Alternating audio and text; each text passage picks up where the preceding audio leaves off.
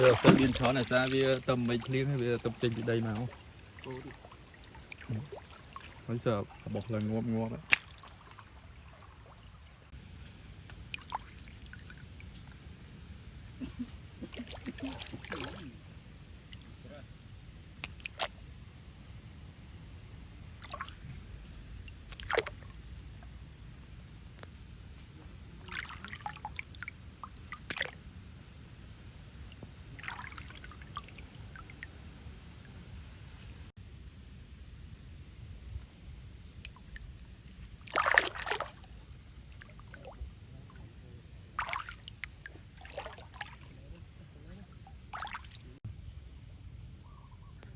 Cái đàm bị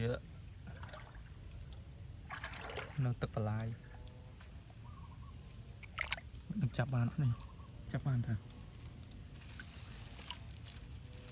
Ô này cái đàm này bị ăn mình skip mới tách skip bàn.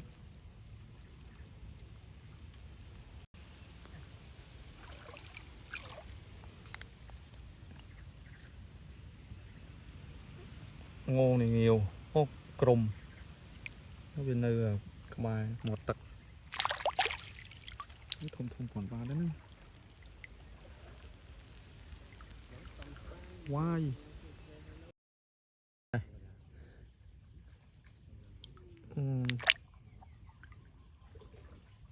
em ô sao tròn mà biết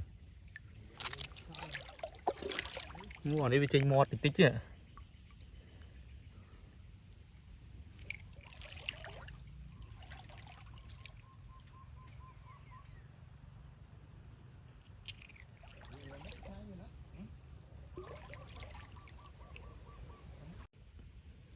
Ô nhiều cái bật crom nó nằng chân số này nè mưa khơi những phần này chứ srua ro tí